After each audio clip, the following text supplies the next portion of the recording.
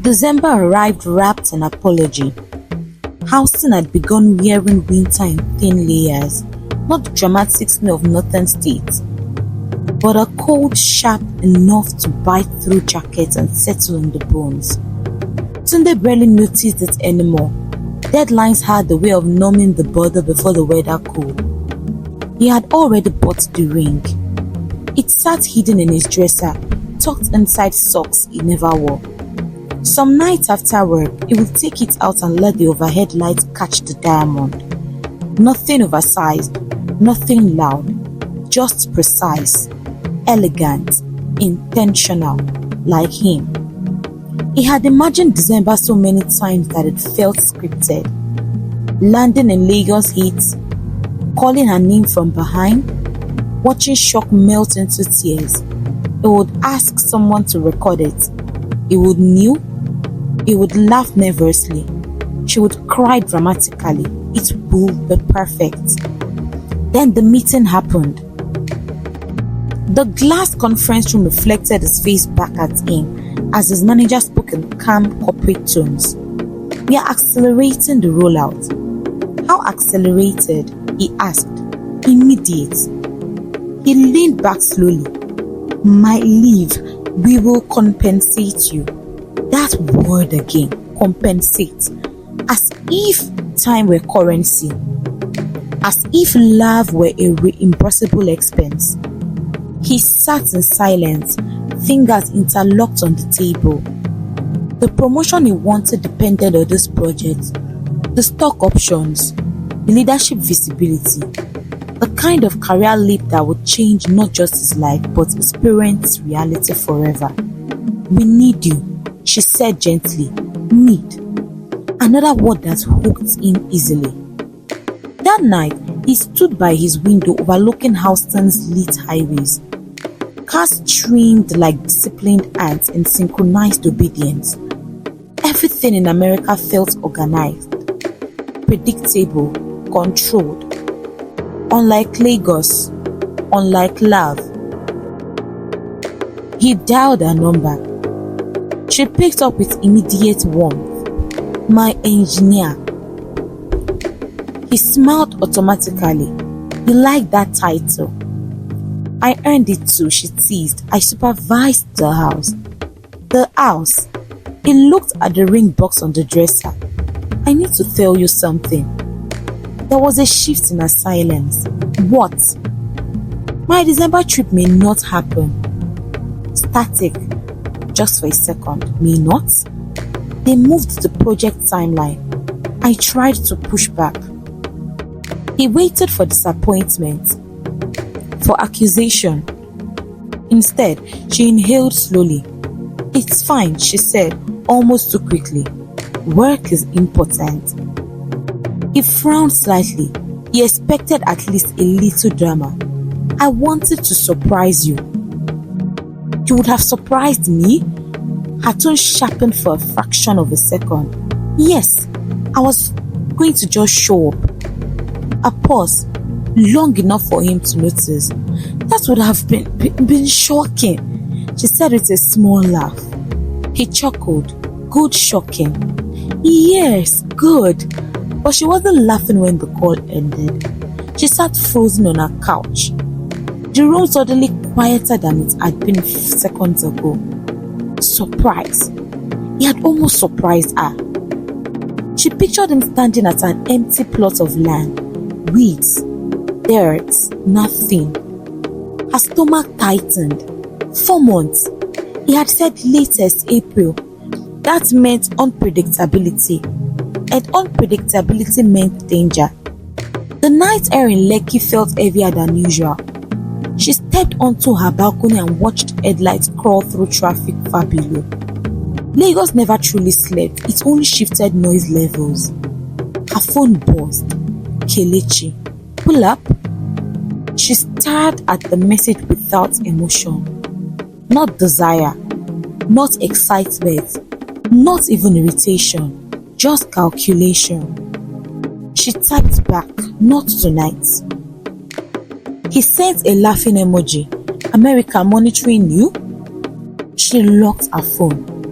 For the first time, the joke irritated her. January dragged. Tunde disappeared into work the way he had disappeared into textbooks years ago. When he focused, the world narrowed to tasks and timelines. Architecture schematics filled his monitors. Conference calls filled his ears. But every Friday, he sent money. Consistently. Reliably. Larger amounts than before. For final tiling. For wardrobes. For kitchen fittings. He likes specifying things. It's made the house feel real. What color are we using for the master bedroom? He asked during one of their Sunday calls. She hesitated only briefly. Warm grey. He smiled. He always liked neutral tones. She did. That wasn't a lie. But the room she sat in had beige walls chosen by an interior designer he didn't know existed. He began sending Pinterest screenshots, island counters, floating staircases, modern lighting fixtures. She saved the images, not because she would use them, but because deleting them felt cruel. By February, something had shifted inside her. Not morality, not exactly guilt, it was fatigue. Lies require maintenance. Maintenance requires energy. Every detail had to align. Timelines, costs, excuses, worker delays, fuel scarcity affecting deliveries. She had learned to speak about cement prices convincingly, to mention plumbing challenges casually, to sound exhausted from site visits. She had become fluent in fabrications. But fluency did not equal comfort. Sometimes she would wake at 3 a.m., heart pounding, convinced he had discovered everything. But each morning brought silence, and silence felt like temporary safety. March carried an uneasiness she didn't explain. He spoke differently, more decisive, less hypothetical. I think by quarter to next year, I will request partial remotes, he said one night. We can split time between here and Lagos until we transition fully. Transition fully. Permanent. Marriage. Joint property. Documentation. Paper trails. Her chest tightened. That's fast, she said lightly. It's been years, he replied softly. I'm tired of distance. The word hit harder than she expected. Tired. She wondered if she was too. Not of him, but of carrying to reality simultaneously. That night, she scrolled through old photos of them in secondary school. School uniforms, shared notebooks. The innocence in their faces was painful. They had once solved mathematics equations together under broken ceiling fans. And now she was solving moral equations alone in the dark. On an ordinary Thursday in April, Tunde booked his tickets. He didn't announce it. He didn't hint. He didn't warn. He simply packed. The ring went into his carry-on. He rehearsed nothing this time. No airport kneeling. No dramatic recording. He wanted something quieter, more intimate, more real. He landed in Lagos on a humid afternoon, stepping into air that felt thick with memory. The noise, the shouting, the chaotic rhythm. Home didn't breathe gently, it engulfed. He collected his luggage and stood outside the airport gates, absorbing the disorder with a fond smile. Then he dialed. She picked up. Hello, I'm outside. Silence. He could hear her breathing. Outside where? Airport. 5 seconds. Sex. Then an explosion of sound. What? He laughed freely. I told you I would come before you expected. Her mind had already begun racing. Not excitement, damage control. How long have you been there? Just came out. Stay there, don't move. I won't. When she hung up, the room around her felt unstable. April had arrived, unannounced. And this time, she had not been given 4 months. She did not scream this time. The performance at the airport call had been necessary. instinctive, but once the line went dead, the room returned to silence, and silence required clarity. He was already in Lagos. No countdown, no warning, no preparation window. She stood very still in the middle of her living room, heart beating hard but evenly. Not the frantic panic of someone caught yet, but the cold awareness of someone whose lie had reached the stage of testing. Testing.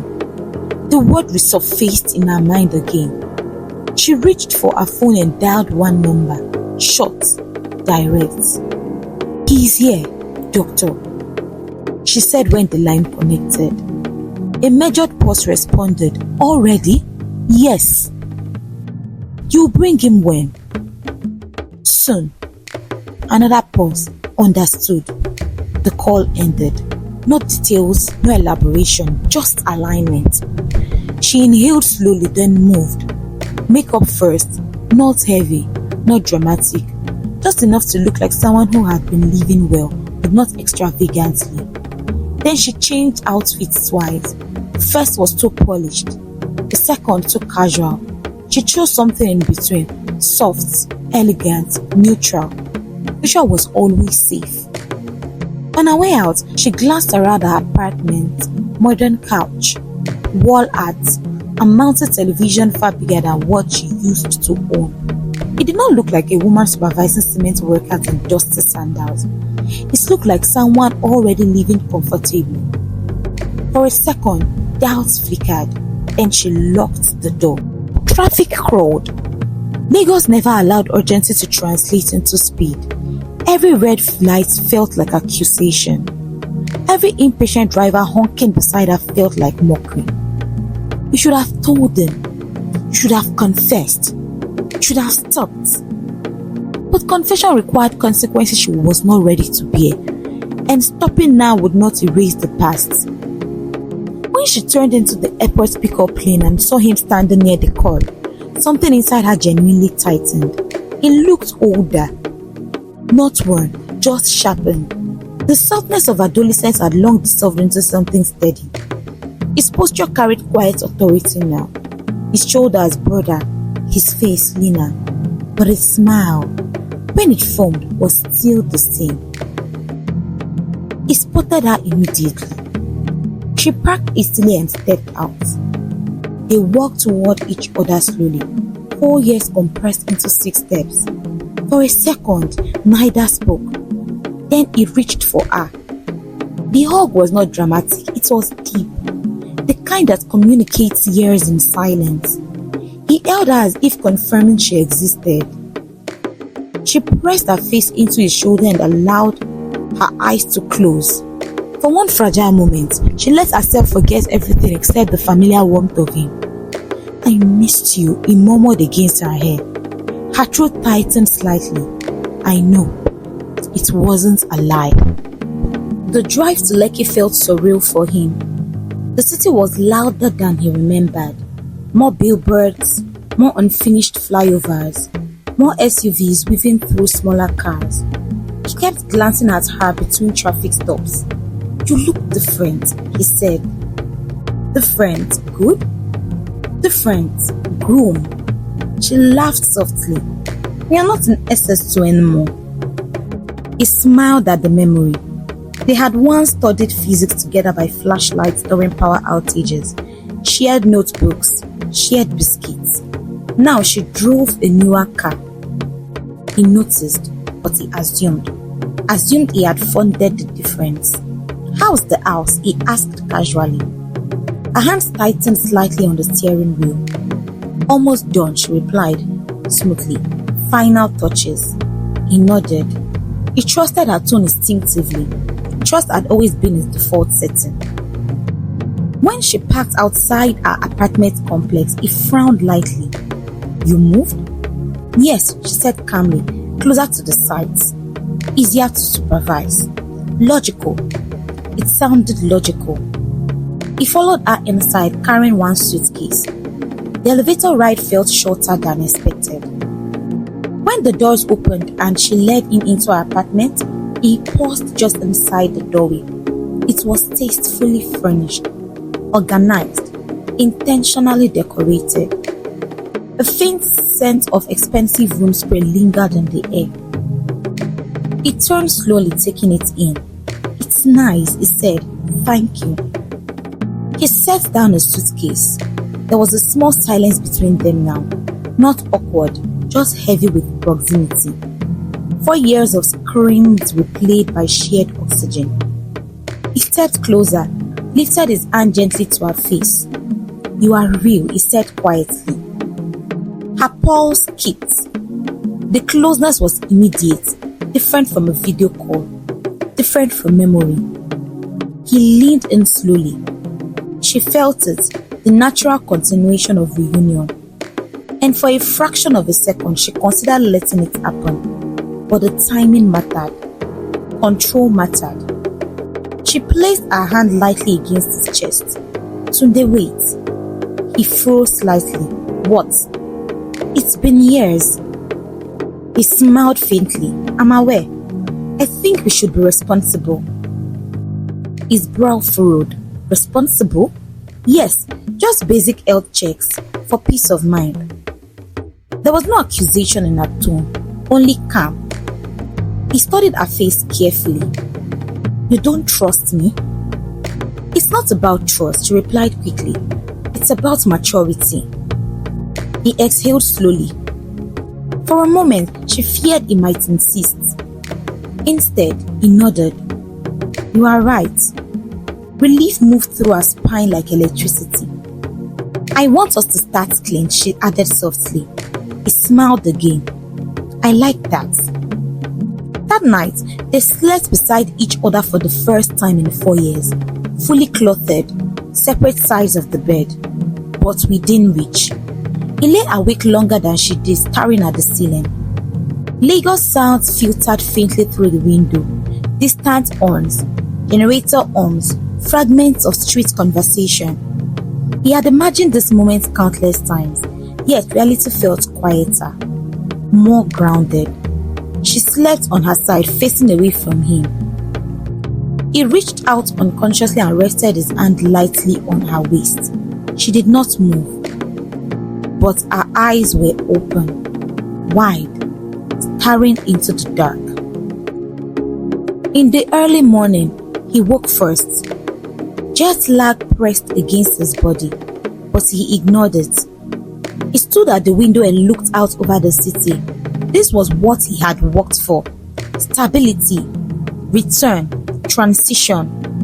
He imagined bringing his parents to visit. Imagined wedding pictures. Imagined children running through hallways of the house he had only seen in digital budgets. He turned back toward the bed. She looked peaceful, but something about her stillness felt guarded. He dismissed the thought. Distance creates unfamiliarity, he told himself. They would recalibrate. When she woke, she found him already dressed in a simple t-shirt and jeans, watching her with soft amusement. "Good morning," he said. She stretched slowly. "You've not changed. Always awake before sunrise. Habit." He sat beside her. About the test, he began. Her stomach tightened imperceptibly. "Yes, let's do them today."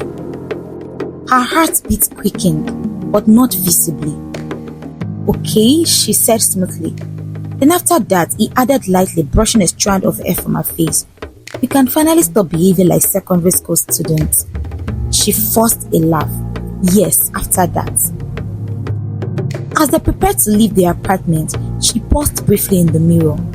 Her reflection stared back, composed, controlled, steady. But beneath the calm exterior, something had begun forming. Not panic, not exactly guilt, something else. A thin, almost invisible fracture.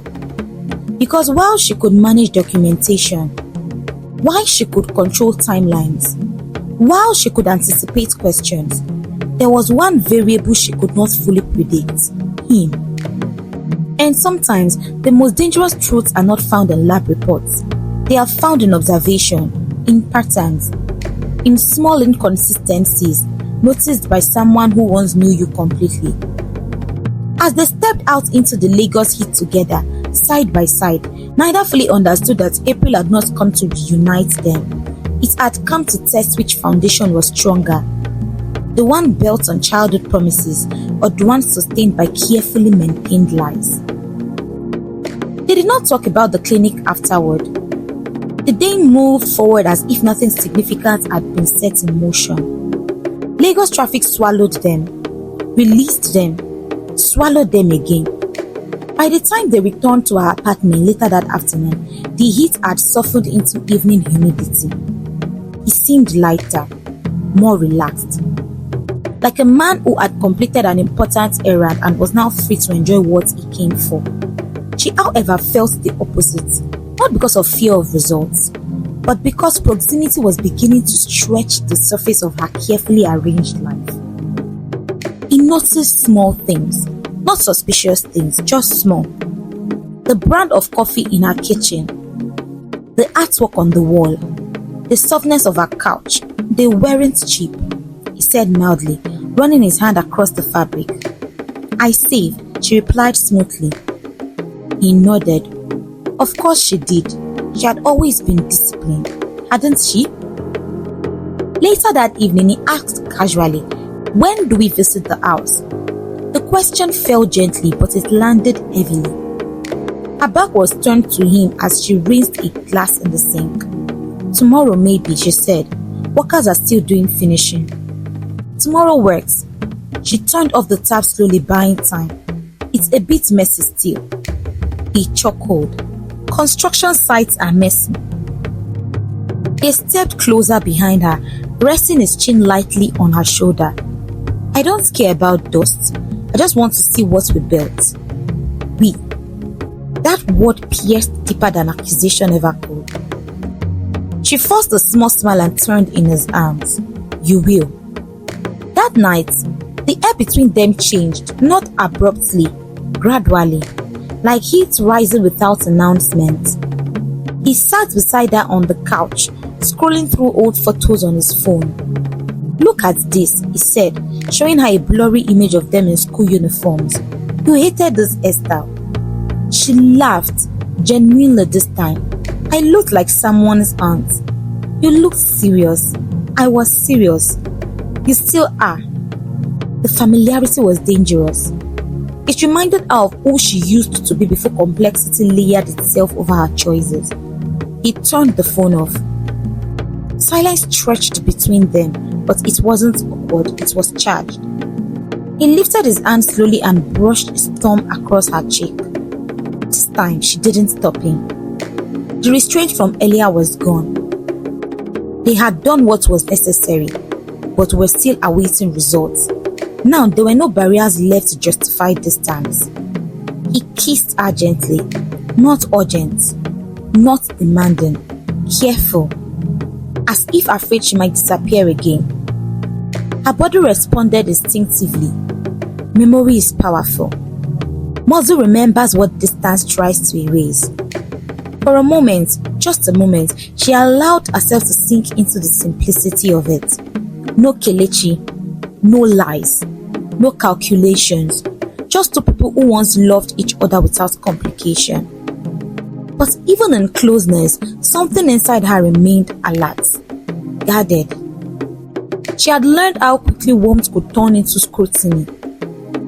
Later, when they lay side by side again, breath slowing, he traced faint patterns along her arm absent-mindedly. You feel different, he murmured. Her heart skipped. Different, how? Stronger. She exhaled softly. Life changes people. It shouldn't change everything. She didn't answer that, because some changes are invisible to the one who left. The next morning, he insisted they drive past the property. Even if you don't go inside, he said lightly, let's just see the outside. Her pulse sharpened.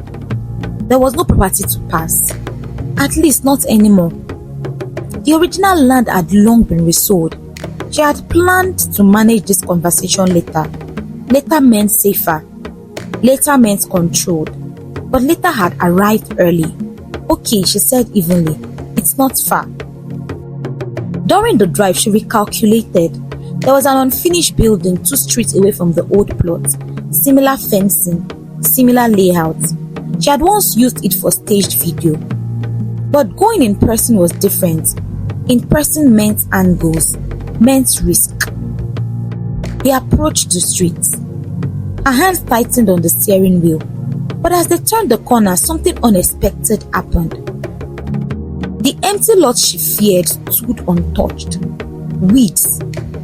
Tall, wild, unmistakable. Her stomach dropped. She had miscalculated the direction and panic. Tunde leaned forward slightly in his seat. Is this it? Time slowed.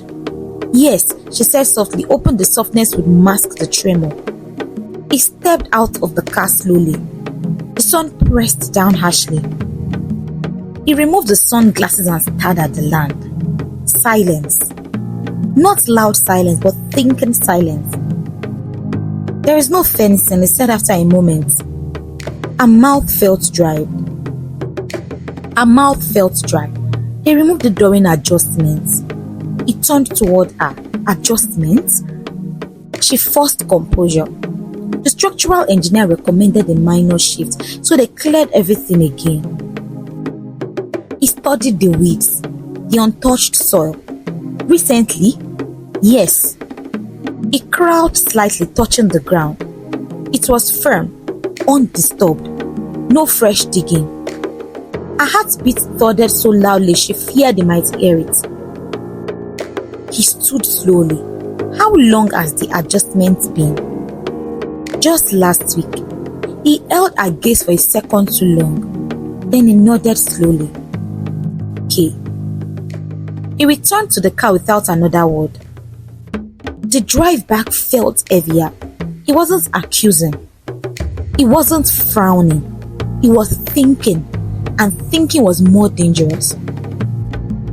Back in the apartment, he remained quiet for nearly an hour, scrolling through his phone, occasionally glancing at her. Finally, he spoke. Send me the architectural plan again. Her throat tightened. Why? I just want to review something. I thought you trusted the engineer. I do. I just want to see it. She nodded, pretending to search her phone. The original plan she sent months ago was generic, downloaded, modified slightly. He opened the file, zoomed in, zoomed out. She watched from across the room. He said nothing, but she noticed something subtle. The way his jaw tightened briefly before relaxing again. He closed the file. Looks fine, he said calmly. Calm. So calm. That evening, while she showered, he walked quietly around her apartment, not snooping aggressively, just observing. 2 toothbrushes in the holder, one newer than the other. Men's slippers near the door. He paused, picked one up, size larger than his. He stood very still. When she stepped out of the bathroom wrapped in a towel, she found him standing by the door holding the slipper. Her stomach dropped internally, but her face remained neutral. Oh, she said lightly, my cousin stays over sometimes. He stared at her for 2 seconds, then nodded. Okay. He placed the slipper down back carefully. No arguments, no raised voice, no confrontation, just absorption. And that frightened her more than anger would have.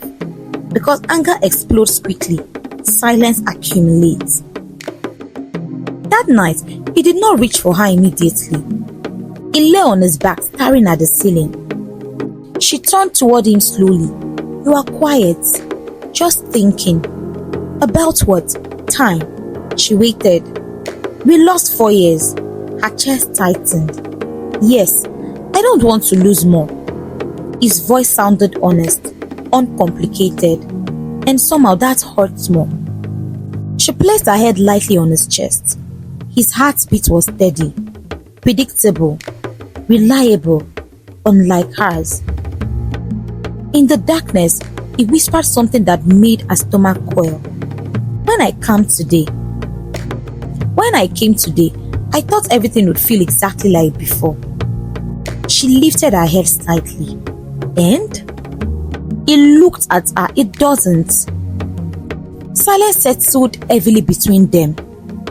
Outside, a distant generator hummed, and somewhere beneath that quiet admission, a fracture widened. Sometimes foundations don't collapse because of storms. Sometimes they collapse because the earth beneath them was never stable to begin with.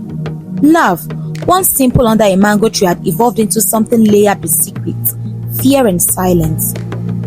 And in a quiet consultation room, under fluorescent light that revealed more than either of them was prepared to face, truth would finally arrive.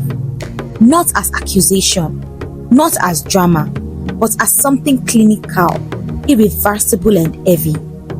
April had not come to test documents, it had come to test destiny. And when the doctor cleared his throat and began to speak, Tunde did not understand that the house they had both tried to build in different ways was about to crack in a place one of them was prepared for. I know you enjoyed the story. Ensure to like, subscribe and tap on the notification bell so you don't miss an upload. Thanks for watching and bye.